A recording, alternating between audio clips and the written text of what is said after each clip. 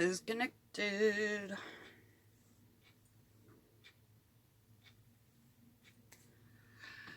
Waiting to see.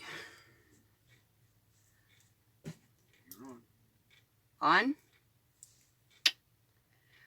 Hi, welcome to Journey to the Quiet with Cindy. I'm Cindy. I have severe PTSD, and I'm working through that and hoping to get past it and move forward in life. As part of my healing, I'm continuing to read the book my mother co-wrote with Marilyn Saltzman about my stepdad, teacher and coach Dave Sanders. This is the book. Xlibris is on. Hello, how are you? Here's the picture on the back. This is my mom, Linda Lou Sanders, and Marilyn Saltzman. Keeping his memory alive for future generations and for my healing. Tonight we're going to finish reading chapter 7, The Teacher. Next Monday we're going to go to chapter 6, The Coach. And that one will be at 6 o'clock. The reason this one was pushed to 7 is because I was at the hospital all day. So, I have new subscribers. I have new friends, and I'm so excited. I have 305 subscribers. Friends, thank you so much. It really warms my heart for all of you to be a part of my healing journey. So, onward with finishing chapter 7, The Teacher. Oh, I want to show you the bookmark. I've had that for a very long time. Okay. Where were we? Oh, for the first time in my life, I got the help I needed, she said. Her grade point average improved from a 2.5 to a 3.8. Mr. Sanders helped me to believe that I was able to succeed in life, and because of that, I am forever changed in a wonderful way. I was failing his class, and he worked with me, and I got an A student said at his funeral. Another wrote when he went from a D- to a B, thanks to Dave's focus on students who were having trouble in his class. He noticed a lot. Students could talk to Dave about anything, and he showed a genuine interest in them, asking them about their lives, whether it was cheerleading, sports, college plans, or family problems. I always felt so important because he asked about my future plans, one student wrote. He touched a lot of lives. He was a teacher there since 1974, and yeah, that's a lot of lives to touch. He distributed report cards to students during their second hour business class, and he cared about how they were doing in school. One girl who wasn't doing well in her courses remembered that he quietly asked her to step outside the classroom so they could talk. I saw your grades. I'm not snooping, but I am concerned. Is there anything I can do to help you? Dave asked with compassion. He's a very compassionate person. And that's why I'm reading all the other chapters first before chapter 1. Chapter 1 is focused on April 20th. And I want you to get to know who he is before I read chapter 1 of his act of heroism. So, he was patient, always willing to answer questions, no matter how many a student asked. The only reason I even was passing his class was because of all the questions that he would answer for me, a student said. When one girl tried out for cheerleading, he was her biggest fan. Another who was in the state pom-pom competition got encouragement before her big day, and Dave regularly asked about how the team had done in its contests. His willingness to listen was amazing, she said. When I was going through high school, I had a lot of bad family problems and wasn't getting along with my family. Dave would take time during my free periods and he would sit down and he would talk with me, and he basically became kind of a father figure to me, a former student said. Dave referred to his students as his kids. He didn't talk about them like a teacher doing a job. He talked about them like a parent, or someone who cared a lot about what they knew and learned. If he couldn't figure out a way to get to the kids on a certain subject, he would brainstorm and ask other people for their opinions to get to the right answer. He cared about what information the students were getting from him, said niece Julia Burnzot. Hi, Julia, if you're watching. I love you, cousin. I miss you. Mr. Sanders was very intelligent. He never answered a student's question with, "I'm not sure." You never left his classroom not knowing, never, Jen Weinman told the Denver Post. About a year after I graduated from Columbine, my own father died, and he, Dave, wrote me a letter saying how much he understood what I was going through because of what he had lost in his life. And if I needed anything, never hesitate to ask. And, said Sunday Palmer, class of 1987. And Paul Spielman, class of 1979, came back to honor Dave 20 years after his graduation because Dave had such an impact on his life, he said. I played basketball and was the recipient of the Spirit of Columbine Award. But Dave truly is the spirit of Columbine. 2 weeks after the tragedy, Columbine High School students returned to class at neighboring Chatfield High School. I remember this because I went and visited with the students at Chatfield High School. So this touches my heart.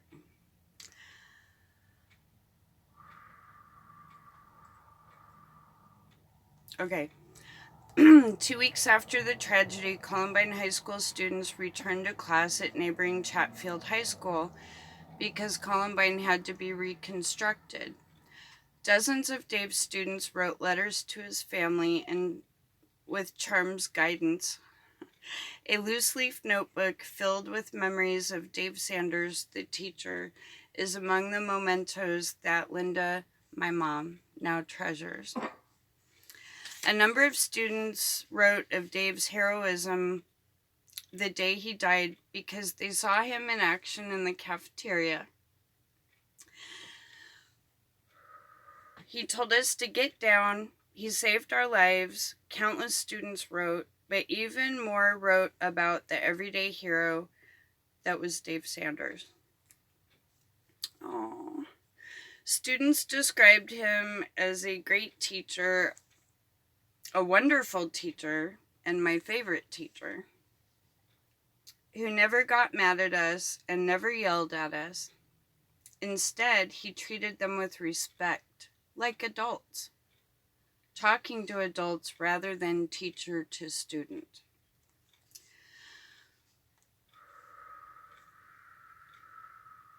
How's everybody doing?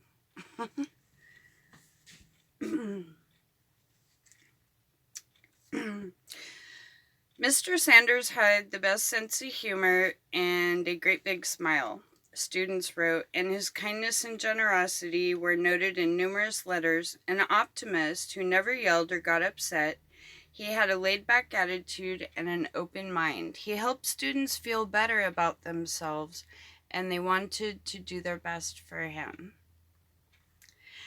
They noted that he was like a father, more of a friend than a teacher, and a family member at Columbine. He cared for his students like they were his own, so now I feel like I have lost a father. I always knew you cared about your students, but never did I imagine you'd give your life for theirs, a student wrote. And finally, one student noted, he will always be here in spirit, watching over us, telling us we can do it.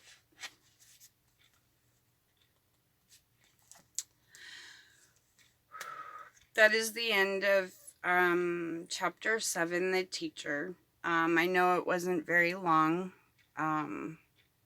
but I wanted to finish it. I did have a long day, so I'm extremely exhausted. You could probably see it in my eyes. I would love to hear from you. I noticed that almost 50% of people that watch my videos are not subscribed. If you do subscribe, it helps me out. And if you hit the little notification bells next to subscribe, you will be notified of my videos that I upload. Very thankful for that. I love doing this. It's keeping Dave's memory alive for future generations. I have grandkids now. I have a 6-year-old granddaughter, and my grandson is almost 2 years old. And Dave Sanders is their great-grandpa. So I'm hoping someday they can see these videos and listen to Nana talk about them. And it's really important. I mean, whenever there's a mass shooting, the focus is on, you know, who the shooter is or who held the gun. Well, we need to focus on the victims who lost their lives and the victims' families. Two? Cool. Mavi Jean Guard says hello. Hello. My husband Art, his channel is We're the Smiths. Because I'm using my cell phone for this, he's using his tablet to read the side chat.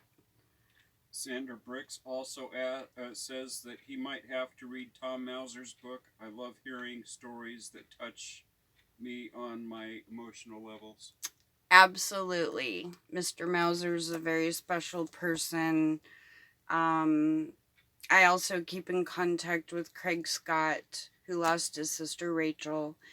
I'm friends with Patty DePuter, who lost her son Corey DePuter that day. I don't want to just focus on my stepdad. I do want to read the names of the students who lost their life that day with him, because I truly believe those students helped him cross over into heaven. This book is dedicated to the memory of William David Sanders, October 22nd, 1951 to April 20th, 1999, in memory of the student victims of the Columbine tragedy: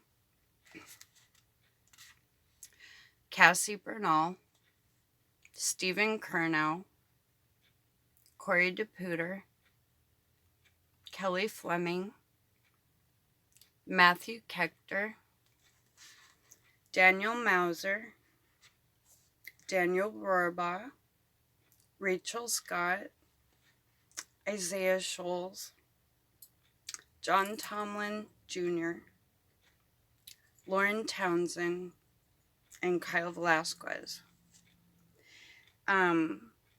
Just a side story about the list of people, of the students that lost their lives. John Tomlin, his dad, John Tomlin Sr., I worked with at Jeffco School Security. So, I knew him before the shooting happened. And, let's see, I met Dawn Anna in the bathroom at Leawood Elementary the day of the shooting, not knowing that she lost her daughter Lauren Townsend. I have lots I could cover on and talk about. Small World Stories about April 20th. I'm just gonna sum it up short. In 1995, I was called for jury duty, and it was for a murder trial at the Albertsons grocery store in Littleton, Colorado, on Kipling and Bowles.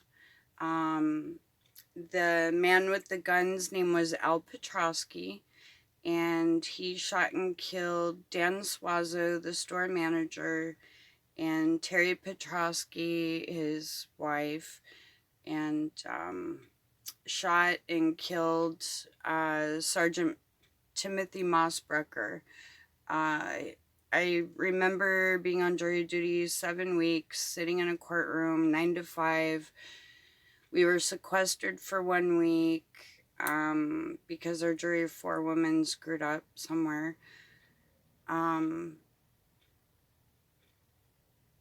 I remember the weapons. The one weapon, I guess it's an anti-aircraft. It sat on the floor in front of the jury box. It was a Grizzly big bore on a bipod with a scope. And that's what Al Petrosky used to kill Sergeant Timothy Mossbrucker of the Jefferson County Sheriff's Department. Well, I'm on this jury. There's 18 jurors. After 6 weeks, I find out I'm an alternate juror. So I don't even get to talk about it. We can't watch TV. We can't read the newspaper. The media's outside. Well, the Small World story about my jury duty in 95 is the deputy who responded to Albertsons was Sergeant Mossbrucker, Deputy Grant Whitus. So when I'm in the courtroom doing jury duty in 95, I saw Grant Whitus on the stand, discussing what happened that day. And after Columbine happened and we went and met with the Jeffco Sheriff's Department investigators, and they said which SWAT team member was with Dave for his final moments of life was Grant Whitus. And I had to run out of the room at the Sheriff's Department because I couldn't breathe. I was like, how?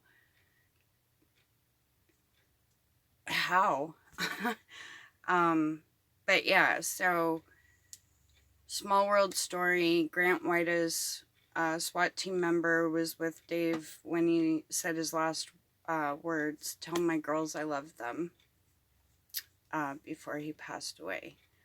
So that's just one of my Small World stories. The good thing about jury duty is I wrote poetry and it's published in a book. Maybe I'll do a video on my published poetry because I publish poetry in here. How are we doing? Is anybody watching? Xander Bricks, Mabby, Jean Guard, and me. Yay! What a party! Anybody have any questions? Be sure to subscribe if you haven't already to my husband's channel, We're the Smiths. We do live full-time RV life. I'm on the jackknife couch in the living room, and this is the driver's seat behind all these dog paws. So, next Monday, 6 p.m. Pacific Standard Time, I will be reading Chapter 6, The Coach.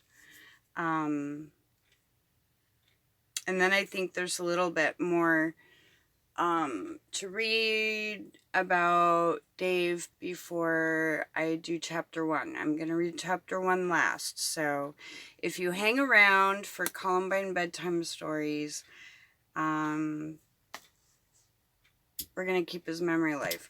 And then maybe if I think about it. I did keep a journal right after Columbine happened, and I do have it here in Oregon. So I thought maybe I would look through the journal from 20 and a half years ago. My phone's ringing. Hang on while I hit decline. It's my daughter, Tiffany. Jesus Christ. Xander Brick says he's very happy, or I'm very happy I found this channel. Oh, thank you very much. Mavi Jean Guard asked, do you still miss your stepdad? Do I still miss him? Every day. I wonder what he thinks. Like, certain situations in life where you want to ask a parent, what's your opinion? What do you think? What should I do? But I'm very proud of Dave. And I truly believe that he served his life's purpose. He died doing what he loved best, being a teacher and a coach. And God chose the best teacher and coach to go to heaven with the 12 students. So he did his deed. He did his purpose in life. And he's my hero too. And I'm very proud of him.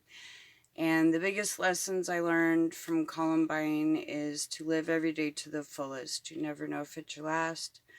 Don't take life for granted. Appreciate your life. We only get one. If you need mental health help, call someone. Call your doctor. Call a friend. I know it's Christmas time. I know it's hard. It's difficult. I'm here for you. Comment hello. Comment a heart. I'll answer. Merry Christmas. Happy holidays for those of you who don't say Merry Christmas. And Happy New Year. What? Xander Brick says, I research Columbine for more than history. I do it for stories that touch me. Inspirational stories. Most, yes. Yeah. And Tiffany Golden commented, call me when you are done. That was my daughter. It's Tiffany McDaniel, honey. Mavi Jean says, thanks, I'm excited. What is she excited for? Me? Your upcoming stories. Oh, very good. Well, I'm glad Bedtime Stories is a success. I did look at my, what do you call that YouTube thing where you can see how you're doing? I have 305 subscribers now, and I'm so thankful and excited. My goal is 1,000. I just want that little YouTube paycheck. But I think it would also be awesome to have 1,000 friends. Girl talk. Need lots of friends. If you live in a motorhome, an RV, travel trailer, fifth wheel, let's talk. Because we've been doing full-time RV life for a year and a half now. So, I love you all very much. Pray for peace on earth. And I will see you next Monday when I read Chapter 6, The Coach. Mavi Jean Guard, I live in a small town. I love small town living. I'm never going back to Colorado. Reedsport is small town living to me. And what did the Census Bureau say? 4,000 people in 2010 lived like here. Yeah. So, first half of my life in Colorado, best, and last half of my life in Oregon. I'm very happy. Xander Brick says, I live in a town with a lot of crime. Ooh, ouch. That has to be scary. I'm really sorry that you have to go through that. We've been through that. Grand Junction, Colorado's no peach. So we'll talk about stuff like that. I don't know if talking about my traumas is too personal or if I should share them, but I've been through 20 plus traumas, both direct and indirect. But I'm also started journaling on my new laptop computer that my husband got me for early Christmas. So journaling and meditation is what I'm doing, and I'm so excited. I got 300 subscribers. Woo! Anyway, I love you guys. I will see you next Monday. Take care of you and take care of each other. Bye-bye.